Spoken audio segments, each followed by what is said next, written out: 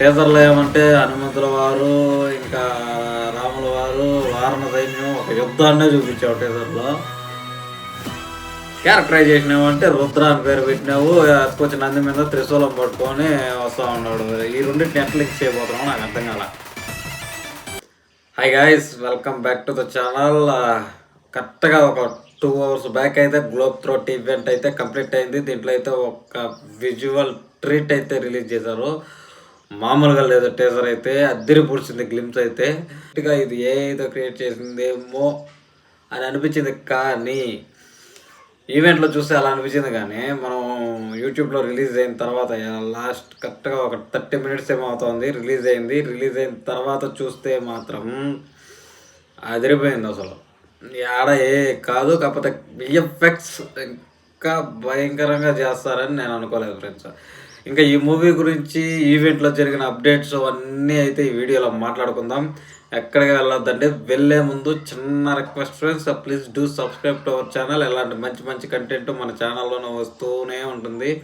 ఇంకా వీడియోలోకి వెళ్ళిపోతే first of all event start అవ్వడంతోనే సుమాగారితో స్టార్ట్ అయితే, కానీ మెయిన్ పాయింట్లు అయితే మాట్లాడుకుంటూ వెళ్ళిపోదాము. మన ప్రియాంక చోప్రా గారి నుంచి మాట్లాడితే, మందాకిని అనే క్యారెక్టర్ ఉంది, పెద్దగా ఏమీ మాట్లాడలేదు. ఈవెంట్ మొత్తం స్క్రిప్టెడ్గా జరిగింది అనేసి నాకైతే అనిపించింది ఫ్రెండ్స్. ఎందుకు స్క్రిప్టెడ్ అని నేను అన్నానంటే, ఎవ్వరూ ఎక్కువ మాట్లాడట్లేదు ఈవెంట్లో.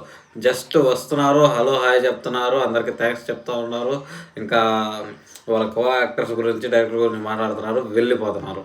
మన పృథ్వీరాజ్ గారు కూడా ఊరికి స్టేజ్ మీదకి వచ్చారు, ఏదో 2-3 మాటలు మాట్లాడేసి వెళ్ళిపోయారు అంతే. కానీ సినిమాలో ఏముండబోతుంది, ఎట్టుండబోతుంది, క్యారెక్టరైజేషన్స్ ఏంటి అనేసి అయితే మాట్లాడలేదు.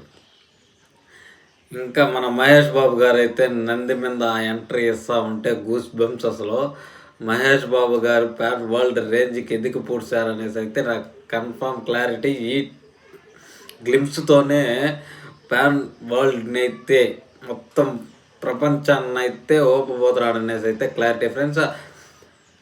ఈ SSRM29 వారణాసి మూవీ ఇంకా కీరవాణి గారు మాట్లాడుతూ నెక్స్ట్ ఇయర్ కాదు 2027 సమ్మర్కి వస్తుందంట మూవీ. మార్చి 25 అంటే మార్చి నెల అనే రేంజ్లోనే ఉన్నారు. ఇంకా ఈ మూవీ ఇప్పుడప్పుడే వచ్చేది కాదు, ఇంకా 2 years అయితే ఉంది. మీలో ఎంతమంది 2 years ఈ మూవీ కోసం పెట్టి? నేను ఆ గ్లిమ్స్ చూసిన తర్వాత వెయిట్ చేయాలనిపించట్లేదే. ఆ గ్లిమ్స్ చూసిన తర్వాత మనం అంతలాగా వెయిట్ చేయగలవా అనిపించింది.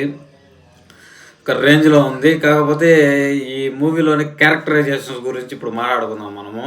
ఫస్ట్ రుద్ర అని క్యారెక్టర్ పెట్టారు. ఇంకా ఆ గ్లిమ్స్లో చూస్తే కూడా నంది మీద, అంటే నంది మీద వస్తున్నట్లు కనపడింది.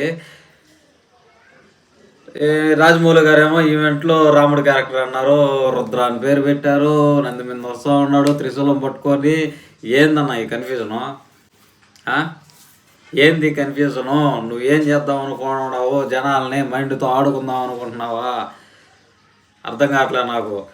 టీజర్లో ఏమంటే హనుమంతుల వారు ఇంకా రాముల వారు వారణ సైన్యం ఒక యుద్ధాన్నే చూపించావు. టీజర్లో క్యారెక్టరైజేషన్ ఏమంటే రుద్ర అని పేరు పెట్టినావు, కొంచెం నంది మీద త్రిశూలం పట్టుకొని వస్తూ ఉన్నాడు. ఈ రెండింటిని ఎట్లా లింక్ చేయబోతున్నావు నాకు అర్థం కాల. అదే రాజమౌళి అంటే అది మనందరికీ తెలిసిందే. కాకపోతే నాకు కీరవాణి గారు కొంచెం మ్యూజిక్ పరంగా అదరగొట్టారనే చెప్పాలి, కానీ ఇంకా కొంచెం గూస్ బంప్స్ వచ్చేలాగా ఉంటే బాగున్నేమో. అంటే నాకు మొబైల్లో చూడడం వల్ల ఇలా అనిపించిందేమో. ఒకసారి హోమ్ థియేటర్లో పెట్టుకొని వినాలి. హోమ్ థియేటర్లో పెట్టుకొని విన్న వాళ్ళు ఎవరైనా ఉంటే కింద కామెంట్ సెక్షన్లో కామెంట్ చేయండి. ఇంకా రమా గారి గురించి వస్తే, రమా గారు పెద్దగా ఏం మాట్లాడలేదు. ఏదో టిప్స్ ఇవ్వమంటే మీరు ఎట్లా ఉంటారో అట్లా ఉండాలని అన్నారు. ఇంకా మెయిన్ ఈ మూవీ యొక్క స్టోరీ ప్లాట్ విషయానికి వచ్చేస్తే, ప్రపంచం స్టార్టింగ్ నుంచి వారణాసి అనే ఒక ప్లేస్ పుట్టినప్పటి నుంచి ఇప్పటి వరకు ఏమేమి జరిగినాయి ఆ టీజర్లో మనం చూసినట్టు ఉల్క అయితే పడుతుంది కదా. ఉల్క పడిన తర్వాత మళ్ళీ 2027లో ఏమన్నా ఉల్క పడుతుందా? ఈ 2 సీన్లని ఆపడానికి మన మహేష్ బాబు గారు ఏమన్నా వస్తారా, లేదంటే ఇంకా ఈ కుంభా క్యారెక్టర్, సారీ మనం కుంభా క్యారెక్టర్ గురించి మాట్లాడుకోవాలా. మన పృథ్వీరాజ్ సుకుమారన్ గారిది కుంభ క్యారెక్టరైజేషన్ అయితే నాకు తెలిసి కుంభకర్ణుడికి 2 కొడుకులు అయితే ఉన్నారు, లేదా కుంభకర్ణుడే అయి ఉండొచ్చు. రామాయణం ప్రకారం అయితే కుంభకర్ణుడే అయి ఉండొచ్చు. కాకపోతే కుంభకర్ణుడు కాదని నా డౌట్. కుంభకర్ణుడికి 2 కొడుకులు ఉన్నారు, వికుంభ అనేసి. వికుంభ అనేవాడు ఒక మన ఇంద్రజిత్ టైప్ అనమాట. పురాణాలలో కొంచెం మాయలు, మంత్రాలు, పవర్స్ కొంచెం డిఫరెంట్గా ఉంటాయి. ఆ వికుంభ అనేవాడు మళ్ళీ ఇప్పటి వరకు బతుకున్నాడా అంటే, రామాయణం జరిగినప్పుడైతే ఆ క్యారెక్టరైజేషన్ యుద్ధం చేసింది చనిపోయినా లేదో నాకు కొంచెం క్లారిటీ లేదు. మీకు ఎవరికైనా తెలుసుంటే ఖచ్చితంగా నాకు కింద కామెంట్ సెక్షన్లో చెప్పండి. ఆ క్యారెక్టరైజేషన్ ఇంకా బతుకుందా? కాకపోతే ఈ కుంభకర్ణుడు కానీ, వికుంభుడు కానీ, కుంభ కానీ, ఈ క్యారెక్టర్లన్నీ ఫిజికల్లీ హ్యాండిక్యాప్డ్ ఏమీ లేవు. మనకి పృథ్వీరాజ్ సుకుమారన్ గారిని ఫిజికల్లీ హ్యాండిక్యాప్డ్గా చూపించారు. ఇది నాకు కన్ఫ్యూజన్గా ఉంది. ఇంకా మందాకిని క్యారెక్టర్, మందాకిని అనే పేరు భారతంలో వినపడుతుంది. మందార భారతంలో వినపడుతుంది. కాకపోతే మందాకిని అనే పేరుకి మీనింగ్ వచ్చేసరికి గంగా లేదా ఒక పవిత్రమైన నది అనేసి అయితే మీనింగ్ వస్తుంది. మీరు ఎక్కడైనా గూగుల్లో కూడా సెర్చ్ చేసి చూసుకోండి. మందాకిని అనే పేరుకి గంగా అని మీనింగ్ వస్తుంది. మన శివుడు క్యారెక్టరైజేషన్ పెట్టాడు రుద్రుడు అనేసి. రుద్రుడు గంగాదేవి అనుకున్న ఇది మహాశివుడి పైన సినిమా కదా, మనకి ఎందుకు రామాయణం అనేసి అని చెప్పారు. రామాయణం పైన రాముడు క్యారెక్టర్ చేస్తున్నాడు అనేసి రాజమౌళి గారు చెప్పారు. లేదా ఇది నాకు తెలిసి కల్కి మూవీ లాగా ఏమన్నా ఈ టైంలో జరిగే స్టోరీ బ్యాక్వర్డ్ రామాయణంకి ఏమన్నా లింక్ ఉండొచ్చా అనేసి నాకు అనిపిస్తుంది. ఫ్రెండ్స్, మీకేమనిపిస్తున్నదో కూడా కింద కామెంట్ సెక్షన్లో చెప్పండి. మూవీ స్టోరీ ప్లాట్ విషయానికి వచ్చేస్తే నాకు ఈ టీజర్ చూపించిన ప్రకారం స్టోరీ ప్లాట్ వచ్చేసరికి